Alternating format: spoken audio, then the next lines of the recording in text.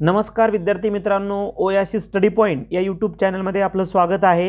या व्हिडिओमध्ये आपण पाहणार आहोत MPSC मार्फत ज्या विविध एक्झाम होतात, ज्यामध्ये राज्यसेवा, त्याचबरोबर कंबाईन ग्रुप सी, ग्रुप बी, प्री आणि मेन्स आणि इतर पदांसाठी ज्या सर्व प्रकारच्या सरळ सेवा घेते MPSC, अशा सर्व परीक्षेसाठी चालू घडामोडी हा अत्यंत महत्त्वाचा विषय आहे। चालू घडामोडी भाग 3, ज्यामध्ये आपण 10 अति महत्त्वाच्या प्रश्नावर चर्चा करणार आहोत, जे तुम्हाला येणाऱ्या एक्झामसाठी म्हणजे 2023 आणि 2024 मध्ये एक्झाम होणार आहेत, त्या एक्झामसाठी हे प्रश्न अत्यंत उपयुक्त ठरणार आहेत।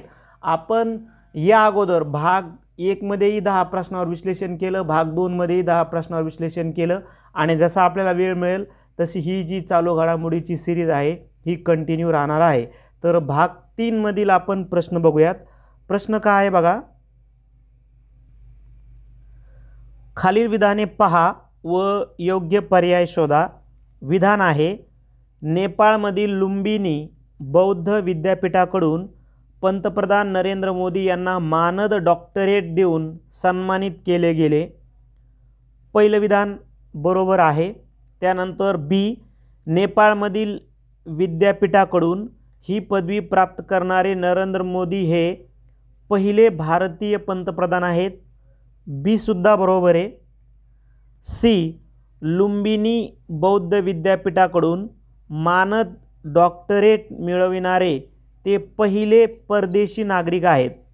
सी सुद्धा बरोबर आहे। या अगोदर नेपाळमधील जे लुंबिनी विद्यापीठ आहे, या विद्यापीठानं कोणत्याही परदेशी व्यक्तीला मानद डॉक्टर दिलेली नव्हती, म्हणून आपल्या भारताचे पंतप्रधान नरेंद्र मोदी यांना मानद डॉक्टर दिल्यामुळं ते आपल्या भारताचेही पहिले पंतप्रधान आहेत विद्यापीठाकडून पदवी प्राप्त करणारे, आणि लुंबिनी विद्यापीठाकडून मानद डॉक्टरेट मिळणारे ते पहिले परदेशी नागरिकसुद्धा नेपाळसाठी ठरतात।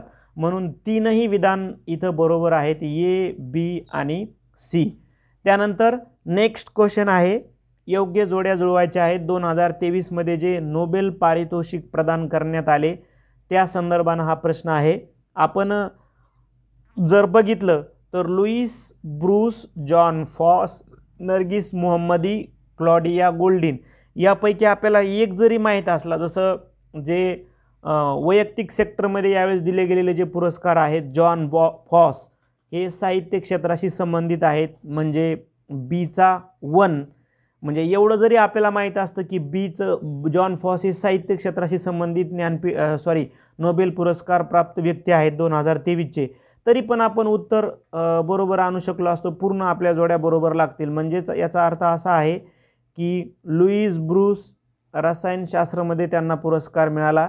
त्यानंतर नर्गिस मोहम्मदी शांततेच्या क्षेत्रामध्ये ज्या इराणमधील मानवाधिकार कार्यकर्ते आहेत, आणि क्लॉडिया गोल्डिन यांना अर्थशास्त्रामध्ये या वर्षीचा नोबेल पुरस्कार मिळालेला आहे। म्हणजे आपण जर पर्याय क्रमांक 4 ची उत्तराची निवड जर केली तर आपल्या सर्व जोड्या बरोबर येतील। तरीही जाता जाता इतर क्षेत्रातील, म्हणजे आपल्याला माहीत पाहिजे की नोबेल पुरस्कार जे आहेत ते 6 क्षेत्रामध्ये दिले जातात। इथं तुम्ही एक त्याचा स्क्रीनशॉट घ्या किंवा नोटबुकवर लिहून घ्या।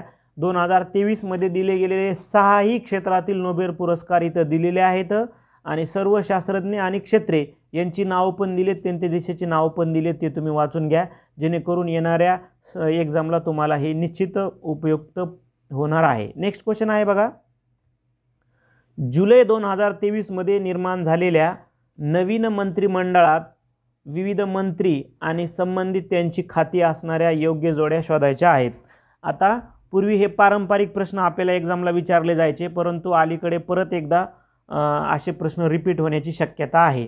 म्हणून महाराष्ट्र राज्याचं जे मंत्रिमंडळ आहे ते खूप वेळा चेंजेस झालेत मागच्या 2-3 वर्षामध्ये, म्हणून आपण थोडंसं यावेळेस एक्झामला जाताना ते मंत्रिमंडळ कॉन्सन्ट्रेट करून जाणं गरजेचं आहे। इथं जर बघितलं आपण मंत्र्यांची नावं आणि त्यांचं दिलेलं क्षेत्र, तर हसन मुश्रीफ उच्च तंत्र शिक्षण असं म्हटलंय, तर हे रॉंग आहे। आपल्याला माहिती आहे की हसन मुश्रीफ यांच्याकडे वैद्यकीय खातं आहे आणि उच्च तंत्र शिक्षण मंत्री आहेत चंद्रकांत पाटील, म्हणजे पहिलं ए रॉंग झाली जोडी। बी आहे एकनाथ शिंदे पर्यावरण, तर बी बरोबर आहे। माननीय मुख्यमंत्र्यांकडे बघा माहिती तंत्रज्ञान असते म्हणजे आहे, यावर्षी परिवहन खातं आहे, नगर विकास खातं आहे आणि पर्यावरण खातं सुद्धा आहे. म्हणजे इथं काय घ्यायचं आपल्याला, बी बरोबर घ्यायचं. सी बघा छगन भुजबळ महसूल रॉंग आहे, कारण महसूल खातं आपल्याला माहिती आहे की विखे पाटलांकडे आहे, म्हणजे मग सी कटला. त्याच्यानंतर देवेंद्र फडणवीस ऊर्जा, डी बरोबर आहे.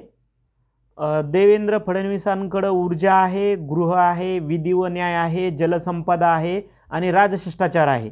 म्हणजे हे सर्व खाते उपमुख्यमंत्री देवेंद्र फडणवीसांकडे आहे, म्हणजे उपमुख्यमंत्री पद सुद्धा त्यांच्याकडेच आहे. ठीक आहे, म्हणजे डी बरोबर आहे. सी सुधीर मुनगंटीवार वन, ई सुद्धा बरोबर आहे. सुधीर मुनगंटीवारांकडं वन खातं आहे, त्याचबरोबर सांस्कृतिक कार्य आणि मत्स्य व्यवसाय ही सुद्धा खाती त्यांच्याकडं आहेत. अर्थात काय काय रॉंग आहे, ए रॉंग आहे, सी रॉंग आहे. ठीक आहे, म्हणजे बी डी ई ह्या जोड्या बरोबर आहेत. मग कोणत्या पर्यायामध्ये दिल्यात, बी डी ई, तर पर्याय क्रमांक 3 मध्ये त्या दिलेल्या आहेत. त्यानंतर नेक्स्ट क्वेश्चन बघा, आंतरराष्ट्रीय मातृभाषा पुरस्काराबाबत कोणतं विधान असत्य आहे? पहिलं विधान आहे 2023चा पुरस्कार डॉक्टर महेंद्र कुमार मिश्रा यांना मिळाला आहे, बरोबर आहे पहिलं विधान. दुसरं विधान आहे डॉक्टर महेंद्र कुमार मिश्रा हे बिहारचे आहेत, हे मात्र रॉंग आहे. महेंद्र कुमार मिश्रा हे ओडिशाचे आहेत आणि ओडिशामधील ज्या लोकल लँग्वेजेस आहेत यावर त्यांनी खूप मोठं काम केलेलं आहे, त्या टिकवण्यासाठी त्यांच्या प्रगतीसाठी ते खूप काम करतात. म्हणूनच युनेस्कोनं यावर्षीचा जो आंतरराष्ट्रीय मातृभाषा पुरस्कार आहे तो डॉक्टर महेंद्र कुमार मिश्रा यांना दिलेला आहे. म्हणून ते 2 रॉंग आहे आणि तेच आपलं उत्तर असणार आहे, कारण आपल्याला असत्य निवडा असं विचारलेलं आहे. बाकी हा पुरस्कार युनेस्कोकडून दिला जातो का, तर हो, दर 2 वर्षांनी दिला जातो. 2001 पासून युनेस्को हा पुरस्कार देते. जे लोक म्हणजे लँग्वेजचं पुनर्विकास करतात, पुनर्जीवन करतात लोकल लँग्वेजचा, त्या संदर्भानं कार्य करणाऱ्या व्यक्तीला हा पुरस्कार दिलेला जातो. आणि हा पुरस्कार मिळणारे ते पहिले भारतीय ठरलेत का, यस. म्हणून यावर्षी आपल्याला युनेस्कोकडून जो दिला जातो हा पुरस्कार तो एक्झामसाठी अत्यंत महत्त्वाचा आहे. आतापर्यंत एकाही भारतीय व्यक्तीला आंतरराष्ट्रीय मातृभाषा पुरस्कार जे युनेस्को देते तो मिळाला नव्हता. म्हणून हा प्रश्न आपल्यासाठी अत्यंत महत्त्वाचा आहे. गुगलवर जाऊन तुम्ही डॉक्टर महेंद्र कुमार मिश्रा यांच्याबद्दलही माहिती काढा, त्याबद्दलही आपल्याला एक्झामला असा प्रश्न विचारला जाऊ शकतो. कोणतं असत्य आहे, डॉक्टर महेंद्र कुमार मिश्रा हे बिहारचे, हे असत्य. ते कुठले आहेत, तर ते ओडिशाचे आहेत. म्हणून असत्य आहे पर्याय क्रमांक 2. म्हणून आपलं उत्तरसुद्धा तेच असणार आहे. नेक्स्ट क्वेश्चन आहे बघा, भारतीय नवीन संसद भवन याबद्दल कोणता पर्याय अचूक माहिती देत नाही म्हटले. एकतर प्रश्नांची जे आपल्याला सूचना आहे ती एकदा समजून घेणं गरजेचं आहे आणि टेस्ट सिरीज किंवा आपण जे काही सिरीज घेतोय व्हिडिओची तो बनवण्याचा मागचा उद्देश हा आहे की प्रश्न समजून घेऊनच तो सोडणं अपेक्षित आहे. अचूक माहिती देत नाही अर्थात चुकीचा पर्याय निवडायचा आहे. 28 मे 2023 रोजी नवीन संसद भवनाचे उद्घाटन प्रधानमंत्री नरेंद्र मोदी यांच्या हस्ते झाले. तर पहिलं विधान तर आपलं बरोबर आहे, म्हणजे अचूक आहे. म्हणजे हे आपलं उत्तर नाही, कारण आपल्याला अचूक नसणारं विधान निवडायचं आहे. बिमल पटेल हे नवीन संसद भवनाचे वास्तुरचनाकार आहेत, 2 सुद्धा बरोबर आहे, म्हणजे हे पण आपलं उत्तर नाही. 3 बघा, संसद भवनाच्या उद्घाटन निमित्ताने पंतप्रधान मोदी यांनी 100 रुपयांचे नाणे जारी केले. आता हेच रॉंग आहे, कारण उद्घाटन प्रसंगी 100 रुपयाचे नाणे जारी नाही केले, तर ते 75 रुपयाचं नाणं होतं. म्हणून पर्याय 3 चुकीचं आहे, जे आपल्या प्रश्नाचं इथं उत्तर असणार आहे. कारण जुनी संसद भवन आता संविधान सदन म्हणून ओळखली जाणार आहे का, तर यस. म्हणजे पर्याय 1 बरोबर आहे, पर्याय 2 बरोबर आहे, पर्याय 4 बरोबर आहे. कोणता पर्याय चुकीचा आहे, पर्याय 3. 100 रुपयाचं नाणं नाही तर ते 75 रुपयाचं नाणं होतं. म्हणून आपल्या प्रश्नाचं उत्तर आहे पर्याय 3. कारण आपल्याला काय अचूक माहिती न देणारा पर्याय निवडायचा आणि तोच अचूक माहिती देत नाही आपल्या नवीन भारतीय संसद भवनाबद्दल. ठीक आहे, अजून थोडीशी माहिती आपल्याला एक्झामच्या संदर्भानं पाहिजे.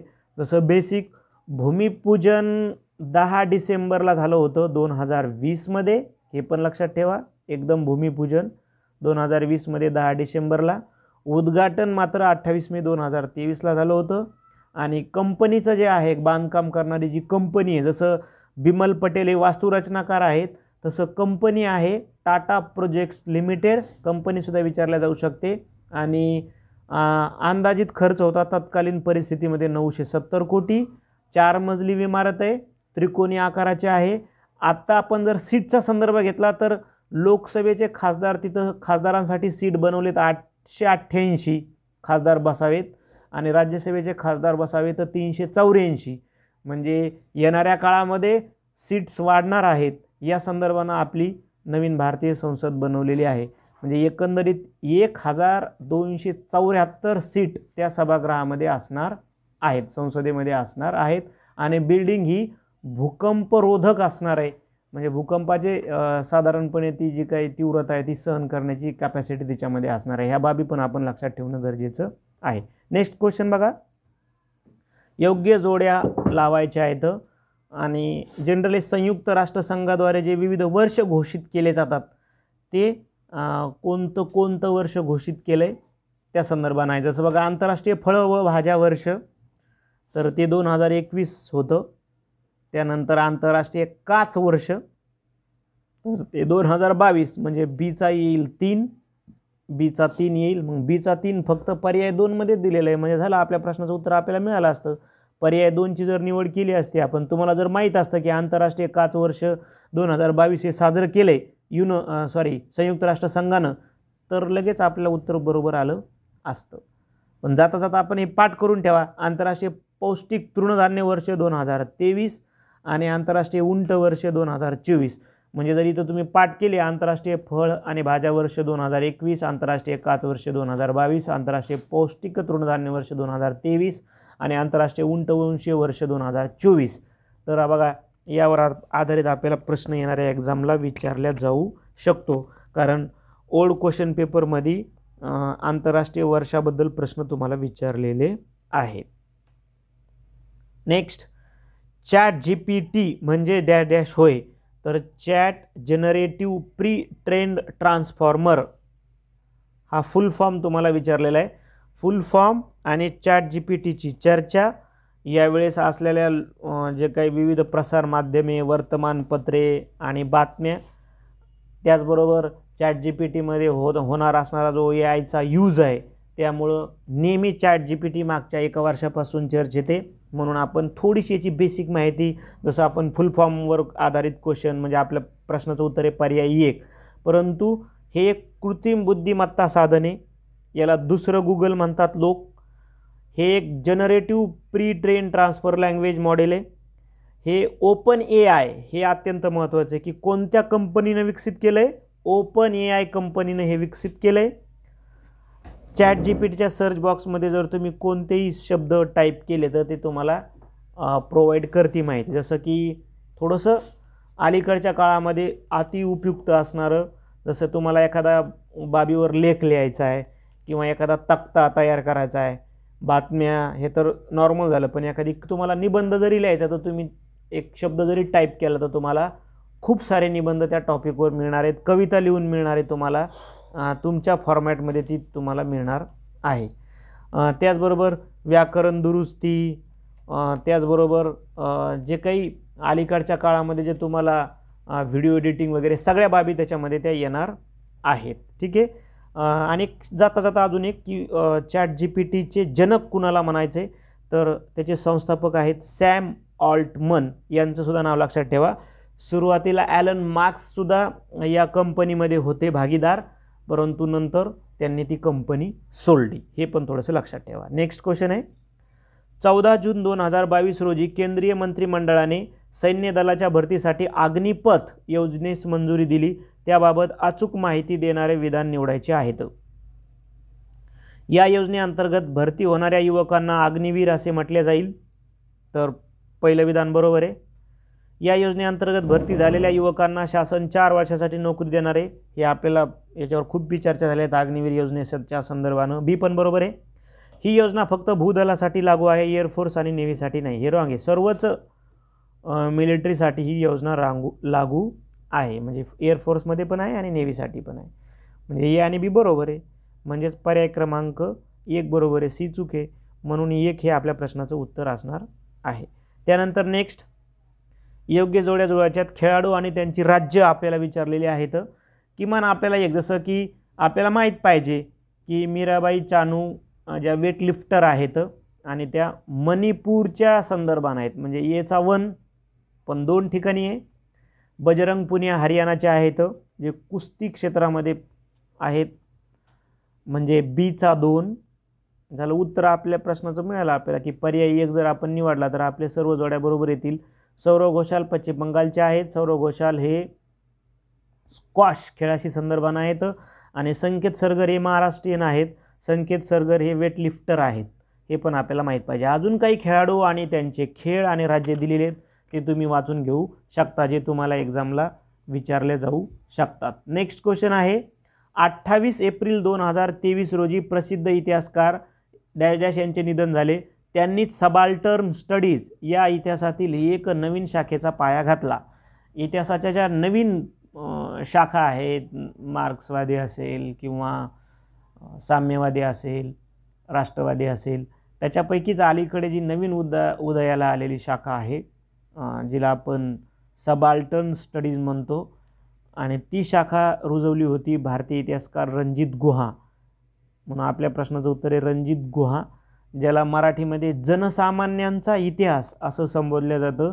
आणि या महान इतिहासकारांचा मृत्यू झाला 28 एप्रिल 2023 रोजी. हे पण थोडंसं लक्षात ठेवा. त्यांचा सबाल्टर्न स्टडीज हा जो नवीन ब्रँच आहे हिस्ट्रीमधली, ती आपल्याला एक्झामला विचारल्या जाऊ शकते. अशा पद्धतीनं आपण भाग 3 मध्ये 10 प्रश्नावर चर्चा केली. भाग 4 मध्ये देखील आपण नवीन प्रश्न घेऊन येऊयात. जे विद्यार्थी यावर्षी लिपिक टंकलेखक मुख्य परीक्षेची तयारी करतात, अशा विद्यार्थ्यांसाठी आपण सिरीज बनवलेली आहे दोन्ही पेपरसाठी. अर्थात पहिला पेपर जो लँग्वेजच्या संदर्भानं होतो यासाठी 5 पेपर, आणि दुसरा पेपर तो GS आणि मॅथ रिझनिंगच्या संदर्भानं होतो त्यासाठी 5 पेपर. अशा 10 पेपरची सिरीज आपण बनवलेली आहे.